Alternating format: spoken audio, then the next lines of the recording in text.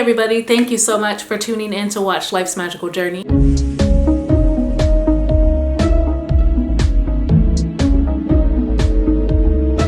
I'm Life, and this is the safest space for us to learn, to grow, and just to share our experiences when it comes to our spiritual journey and our spiritual practices. So if you're not already subscribed, consider subscribing to the channel. If you have something to add to the conversation, please go ahead and leave it in the comments and hit like if you end up getting value out of the video. So in today's video, we're talking about another one of Neville Goddard's teaching.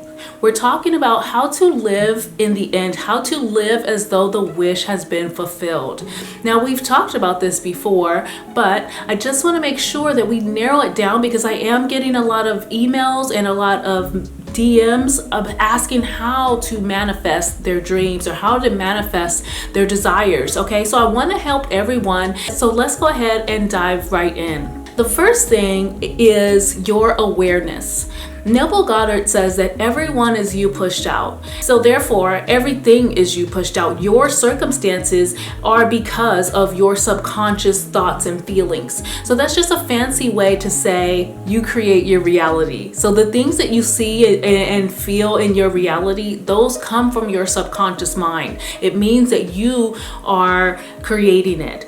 And so with that, you have to take a look around and you have to say, okay, I created this reality. Whether you see it as something that's good or bad, take responsibility for your current circumstances and say, yep, I did that. Which means you realize that you have the control to do something different, not to undo it, right? Because what you resist persists. So don't think so much about undoing what you have. Don't look around and say, I got to get rid of this. I got to change this. So let me go ahead and share this amazing technique with you guys.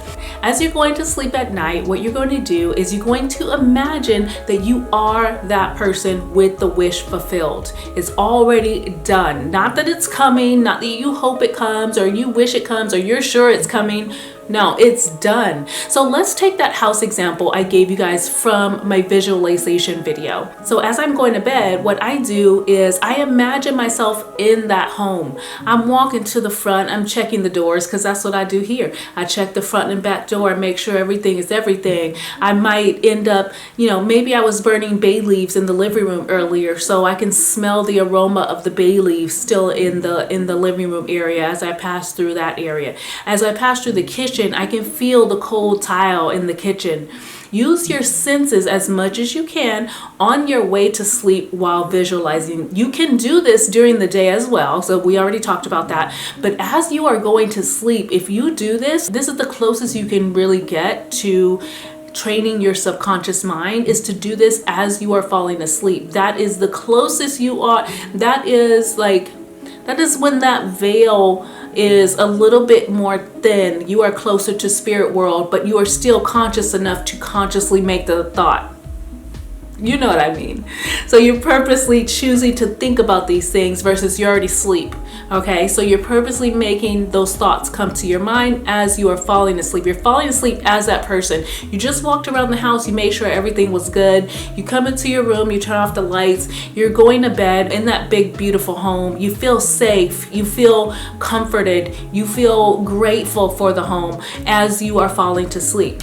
Let's think about a different scenario. So let's say you are trying to manifest an amazing career and you want to use law of assumption and you want to live as though the wish has been fulfilled.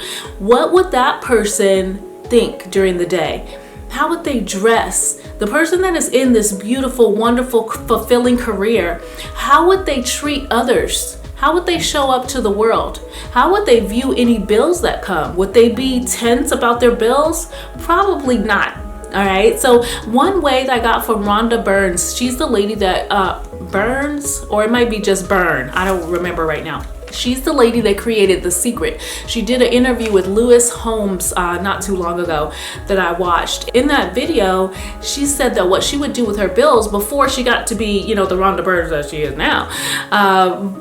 She had bills, of course, like everyone else. And instead of seeing the bills as bills, she would see them as checks.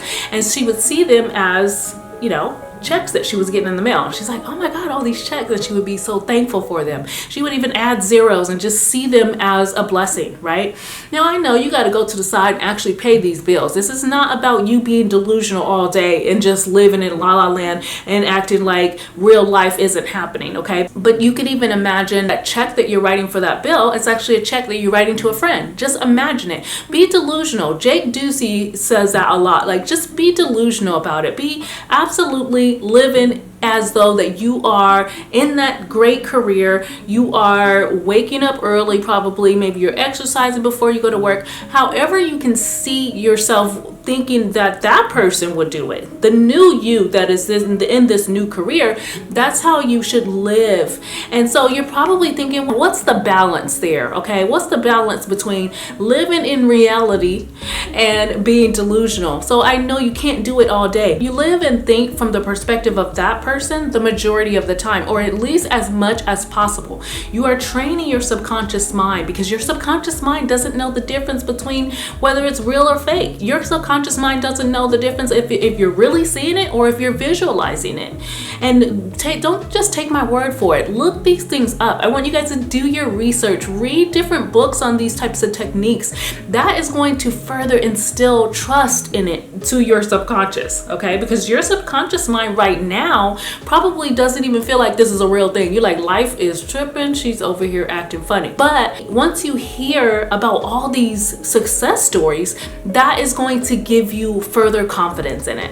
All right, so I want you guys to try this. Just give it a try for at least 21 days, 21 to 30 days, and then analyze how you feel about that new person or that wish at that time. You know, maybe give it a shot just for that long. If you are not already confident in it, just go ahead and force yourself to do it for 21 days and then see how it feels to you. All right, if that desire feels fulfilled, or if it still feels like you're faking, because I don't think it's going to feel that way. I think that you're going to feel very, very excited and grateful about your manifestation, because by that time you will feel as though it is real and it will be making its way to you. The way that it makes its way to you is because once you start to feel that it has been fulfilled, you start to use your intuition and you're able to take the steps that is going to bring it to you. You are able to hear your inner being. Your inner being knows the fastest way to get there. And so you'll be able to take those steps,